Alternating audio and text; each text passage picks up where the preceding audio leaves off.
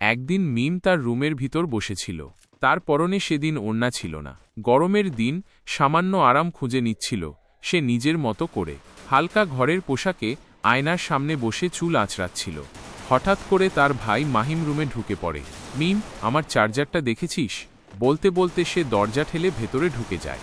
মিম চমকে উঠে তড়িঘড়ি করে পাশের চাদরটা টেনে গায়ে দেয়। মাহিম থেমে যায়, চোখ ফিরিয়ে নেয়, কিন্তু তার ভেতরে কোথাও যেন একটা অস্থিরতা সৃষ্টি হয়।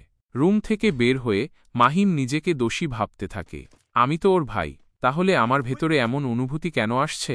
সে আয়নার সামনে দাঁড়িয়ে নিজেকে দেখে মনে মনে বলে, আমার দৃষ্টিই যদি এমন হয় তাহলে বাইরের মানুষদের চোখ কি হবে? সে বুঝতে পারে এই অনুভূতির জন্ম পরিস্থিতি থেকে, যেটা সে নিজেও চায়নি। পাপ শুধু চোখের না, পরিস্থিতিরও। সেই সন্ধ্যায় মাহিম তার বোন মিমকে ডেকে খুব আদর করে বলে, তুই তো আমার ছোট বোন, কিন্তু আজ একটা কথা বলতেই হবে। নিজের ঘর, নিজের ভাই, সব ঠিক আছে, কিন্তু পর্দা শুধু বাইরের লোকদের জন্য নয়। ইসলামে পরিবারের সামনেও পর্দার গুরুত্ব রয়েছে। মিম মাথা নিচু করে চুপ থাকে। কিছুক্ষণ পর শান্ত গলায় বলে, ভাইয়া, আমি বুঝতে পারিনি। আজ থেকে আমি নিজের সম্মান আগলে রাখব।